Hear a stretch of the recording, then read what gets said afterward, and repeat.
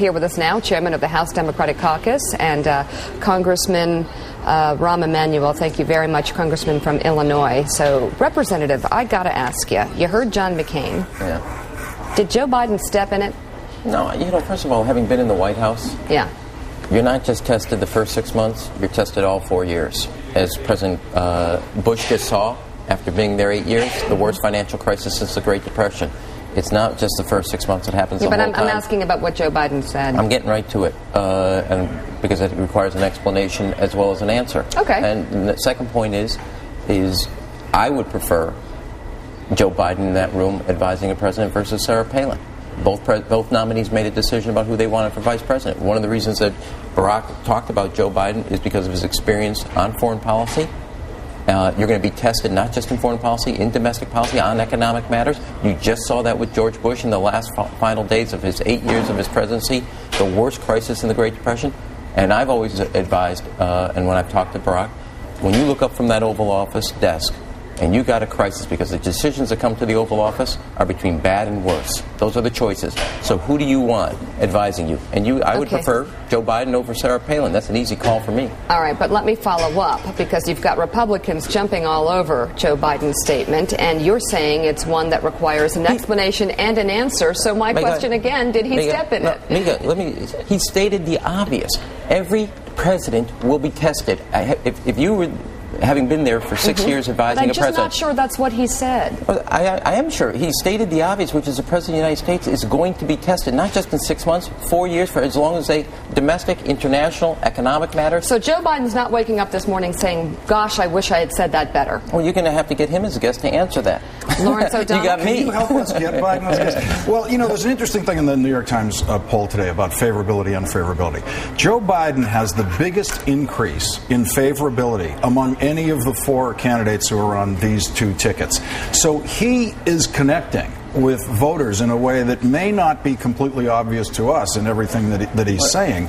But Ram, do you think there is possibly a flaw, a kind of Washington-centric flaw in what Without even hearing it, I will say yes. Because there's always a Washington flaw. There's always a Washington flaw. It's the last place to know anything. A Washington-centric flaw in what Joe Biden said. Because what he said was, in response to the election of this particular president, there is a foreign leader somewhere who's going to wake up in January and do something that he or she otherwise would not do, and they're going to do it in a provocative way only because Barack Obama is president. Is that the way world leaders are sitting out there waiting for the election? You got to get Joe up here to answer that question. Remember, you said you were going to agree. I'll work with that, but let me say two things. It's interesting.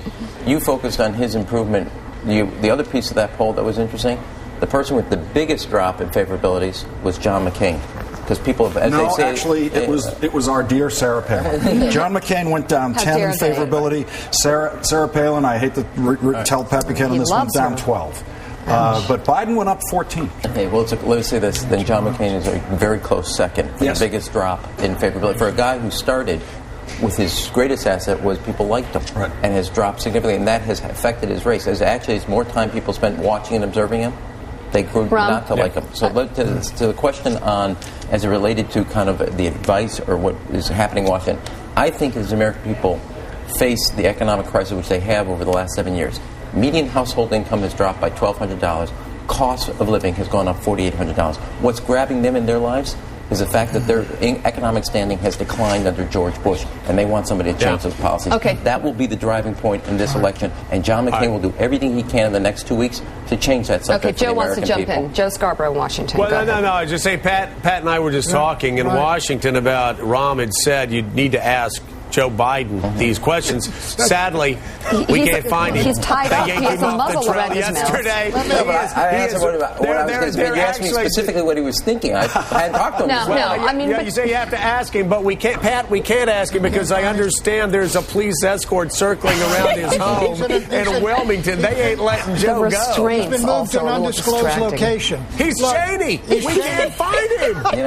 Look, let me correct Lawrence here. There's a reason, Lawrence, why Biden's positives and favorables are up high. Nobody's wasting any time attacking Joe Biden. They're all after Sarah Palin. But Rahm Emanuel, look, if Bush's rating of 23, 25% suggests he's a failed president. Don't cheat him. All right, 24. Your rating in Congress, Pelosi-Reid Congress, of 10%. Does that suggest the Democrats have run a failed Congress for the last 2 years? Well, no. I think what it suggests is that people are upset with Washington and upset with the policies. And I think that we have a lot of work to do on behalf of the American people. They don't see us on parts of what we're trying to do. They are proud of what we've done on specific things as it relates to veterans, minimum wage, investing in alternative energy, and they want to see what we were doing and more of it at a faster pace. That's why you've had 2 elections back to back. Why you haven't. 10%? Pat, let me just finish this. You have to go back to 1930 and 32 for 2 elections back-to-back with one party making significant gains because Democrats represent change, the Republicans represent the same course, and that's why this election, they're going to be an election in which Democrats make further gains than they did in 2006. This has not happened in electoral politics since 1930 and 32, which is a time of the Great Depression. That's what will happen at this election. Oh, God. Rahm Emanuel, thank you very much. I still think 10% is less favorable than 25%, but you're going to pick up all the news media. Oh, hey, Rahm, we're one of the many that are talking about the news media. And by the way, Rahm, yeah, we are at 11%. We thank you for not making us the most loathed institution in America. We can see you. Yeah, you're sneaking up on us. Takes one to know one.